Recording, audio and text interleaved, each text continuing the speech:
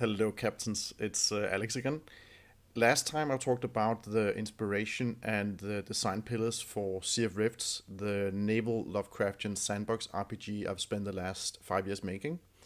In this vlog, I'll show you how these pillars help me design the systems of the game, and I'll go into how it is to work on a large systemic game as an indie, and give you some tips I've learned along the way if you want to make your own. A framework often used in game design is gameplay loops. You start with the core loops, which is the actions you take every second, secondary loops, which is what the player has to do every minute or so, and then wider loops, which are focused on long term planning and progress in the game. Tim Kane has a really good video on core loops in case you want to know more. I'll put it here. And I did focus on the core loop when I started out on the game. This diagram, however, was made a couple of years ago for a grant application where we needed to explain the core loop. It was pretty obvious that sailing, exploration, and crew management would be the core loop in the game.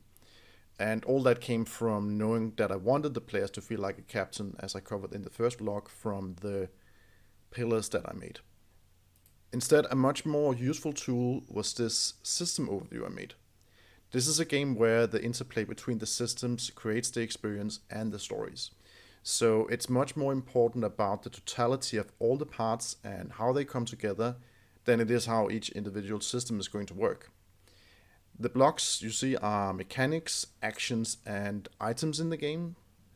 The arrows give an idea of how the things would interact with each other, and this showed me that what features were most important, because if it's something that's connected with a lot of things, like for example gold as a currency, then it's something that you should focus on early.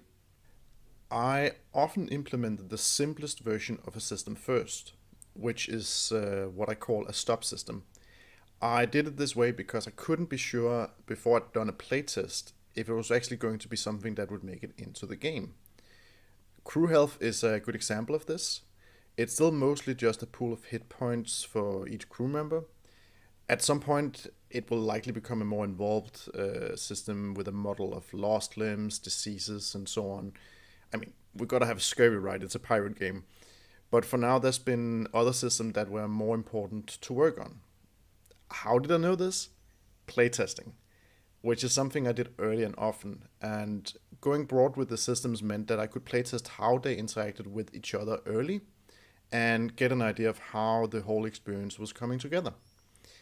And if a system needed changing, I would often implement a couple of other systems first. I did this to keep honing in on what the game was.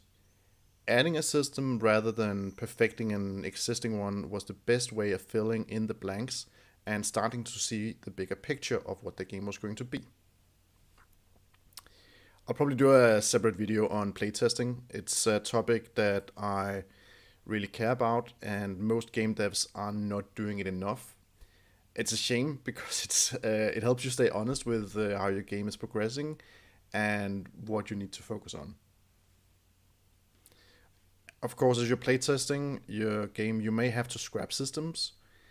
In our case, we had one where you could assign captain's attention the way that you assign stamina from crew to duties. That was to mimic how you as the captain have your focus on the management of a specific part of the ship, and it was also give you more to use captain's attention on. Playtesting the system, however, it was clear that the players couldn't actually understand the system very well, and it also made it harder to understand how captain's attention worked, because it was both a resource you could spend, but it could also be a resource you could put in and get back again in this system. In this case, the solution was to take it out and instead put in more ways that you could use captain's attention, and also reduce the amount of points you had of it. And in general, I would say you scrap a system if it doesn't create the right experience. Basically, the design is not working. Secondly, if it doesn't fit in with the rest of the systems and support the overall experience you're building, it might work fine by itself, but not working as a whole. And lastly, if you can't convey to the player how it works, that's usually a UX, UI issue. And sometimes it's easier to just take the system out or change how it works than trying to come up with a clever UI design that fits what the system is doing. On the topic of UI, I want to give you a little bit of a warning. If you want to do a systemic game, you're going to make so much UI. 50% of my time has been spent making UI and UX, and especially for mechanics I invented from scratch for the game. There's been a lot of iteration because I couldn't piggyback on how other games have done it. Alright, that's all for now. Thanks so much for listening. And if you haven't, the demo for Sea of Rifts is out on Steam, where you can also wishlist the game and follow us to get more updates about upcoming playtests. And yeah, let me know if you have any questions or topics that you'd like for me to cover in these videos going forward. I'm always happy to hear what interests you. Safe wins.